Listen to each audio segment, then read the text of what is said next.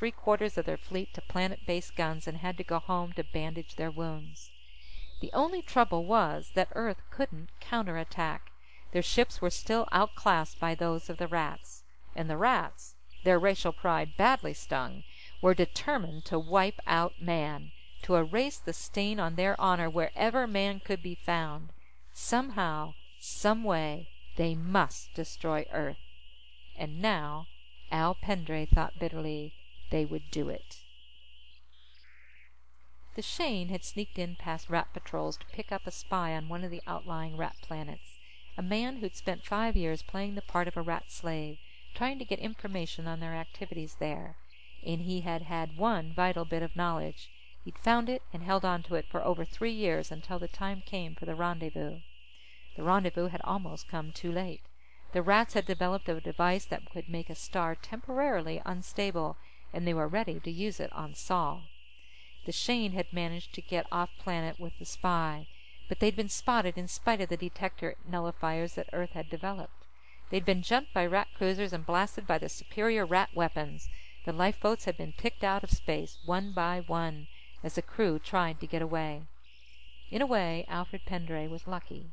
He'd been in the sick bay with a sprained ankle when the Rats hit, sitting in the X-ray room. The shot that had knocked out the port engine had knocked him unconscious, but the shielded walls of the X-ray room had saved him from the blast of radiation that had cut down the crew in the rear of the ship. He'd come to in time to see the rat cruisers cut up the lifeboats before they could get well away from the ship. They'd taken a couple of parting shots at the dead Hulk, and then left it to drift in space, and leaving one man alive. In the small section near the rear of the ship there were still compartments that were airtight. At least, Pendray decided, there was enough air to keep him alive for a while. If only he could get a little power into the ship, he could get the rear air purifiers to working. He left the lifeboat and closed the door behind him. There was no point in worrying about a boat he couldn't use. He made his way back toward the engine room. Maybe there was something salvageable there. Swimming through the corridors was becoming easier with practice. His cadet training was coming back to him. Then he got a shock that almost made him faint. The beam of his light had fallen full on the face of a rat. It took him several seconds to realize that the rat was dead, and several more to realize that it wasn't a rat at all. It was the spy they had been sent to pick up. He'd been in the sick bay for treatments of the ulcers on his back, gained from 5 years of frequent lashings as a rat slave. Pendray went closer and looked him over. He was still wearing the clothing he'd had on when the Shane picked him up. Poor guy, Pendray thought. All that hell for nothing. Then he went around the corpse and continued toward the engine room. The place was still hot, but it was thermal heat, not radioactivity. A dead atomic engine doesn't leave any residual effects. 5 out of the 6 engines were utterly ruined, but the 6th seemed to be in working condition. Even the shielding was intact. Again, hope rose in Alfred Pendray's mind. If only there were tools. A half-hour's search killed that idea. There were no tools aboard capable of cutting through the hard shielding. He couldn't use it to shield the engine on the lifeboat, and the shielding that had been on the other 5 engines had melted and run. It was worthless. Then another idea hit him. Would the remaining engine work at all? Could it be fixed? It was the only hope he had left. Apparently, the only thing wrong with it was the exciter circuit leads, which had been sheared off by a bit of flying metal. The engine had simply stopped instead of exploding. That ought to be fixable. He could try. It was something to do, anyway. It took him the better part of 2 days, according to his watch. There were plenty of smaller tools around for the job, although many of them were scattered and some had been ruined by the explosions. Replacement parts were harder to find, but he managed to pirate some of them from the ruined engines. He ate and slept as he felt the need. There was plenty of food in the sick bay kitchen, and there is no need for a bed under gravity-less conditions. After the engine was repaired, he set about getting the rest of the ship ready to move, if it would move.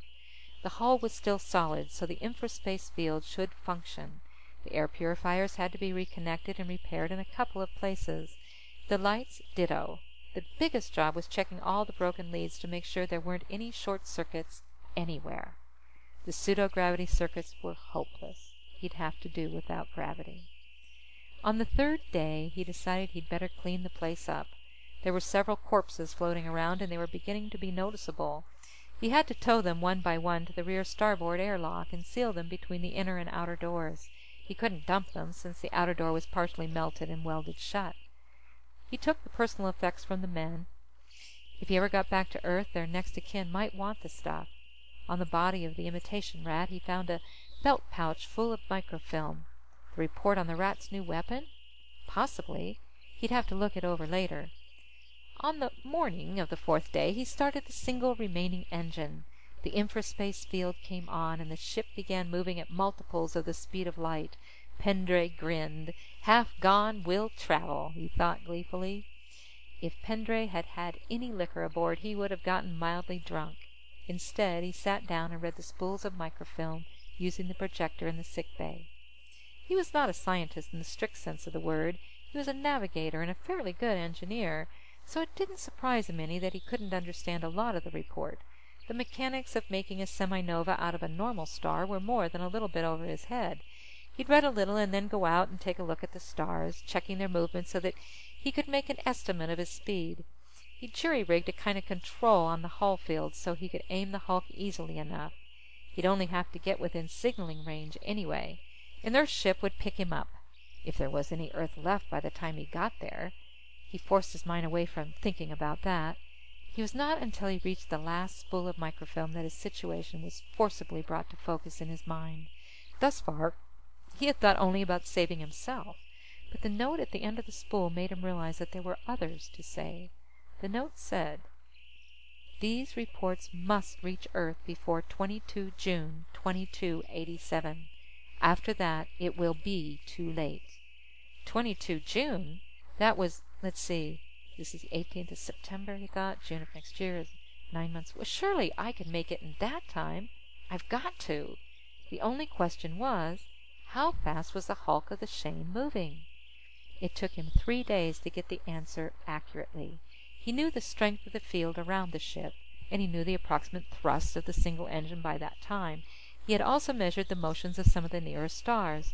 Thank heaven he was a navigator and not a mechanic or something. At least he knew the direction and distance to Earth, and he knew the distance of the brighter stars from where the ship was. He had 2 checks to use then: star motion against engine thrust and field strength. He checked them and rechecked them and hated the answer.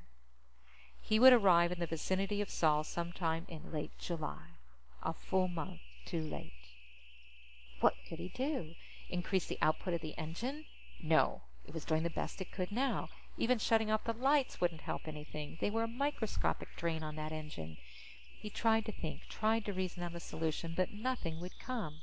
He found time to curse the fool who had decided the shielding on the lifeboat would have to be removed and repaired. That little craft, with its lighter mass and more powerful field concentration, could make the trip in 10 days. The only trouble was that 10 days in that radiation hell would be impossible. He'd be a very well-preserved corpse in half that time, and there'd be no one aboard to guide her. Maybe he could get one of the other engines going. Sure, he must be able to get one more going somehow, anything to cut down on that time. He went back to the engines again, looking them over carefully. He went over them again. Not a single one could be repaired at all. Then he rechecked his velocity figures, hoping against hope that he'd made a mistake somewhere, dropped a decimal point, or forgotten to divide by 2. Anything, but there was nothing. His figures had been accurate the first time. For a while he just gave up. All he could think of was the terrible blaze of heat that would wipe out Earth when the rats set off the sun. Man might survive. There were colonies that the rats didn't know about, but they'd find them eventually. Without Earth, the race would be set back 500, maybe 5,000 years. The rats would have plenty of time to hunt them out and destroy them. And then he forced his mind away from that train of thought. There had to be a way to get there on time. Something in the back of his mind told him that there was a way. He had to think. Really think. On 7 June 2287, a signal officer on the Earth destroyer Muldoon picked up a faint signal coming from the general direction of the constellation of Sagittarius. It was a standard emergency signal for distress. The broadcaster only had a very short range, so the source couldn't be too far